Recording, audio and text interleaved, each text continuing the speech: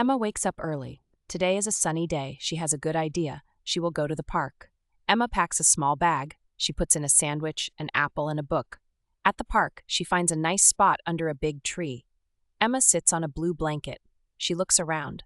The park is busy. There are families, friends, and people walking dogs. Emma feels happy. She takes a deep breath and smiles. Emma opens her book. It is her favorite book. She reads for a while. The story is interesting. She loves the characters. Emma feels calm when she reads. After some time, she feels hungry. Emma takes out her sandwich.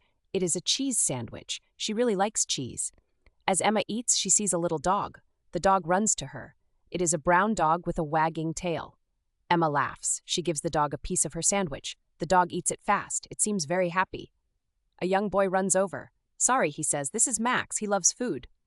"It's okay," Emma says with a smile. "I like Max." The boy sits down. His name is Ben. He has a soccer ball. "Do you want to play?" Ben asks. Emma thinks it will be fun. "Yes, let's play," she says. Emma and Ben kick the ball. Max runs after it. They laugh and play for a long time. The sun is warm and the sky is blue. Emma is glad she came to the park. After playing, Emma and Ben sit on the grass. They talk about many things. Ben likes soccer. Emma likes reading. They become friends. Emma shares her apple with Ben. He shares a cookie with her. They enjoy their snacks. The sun starts to set. It is time to go home.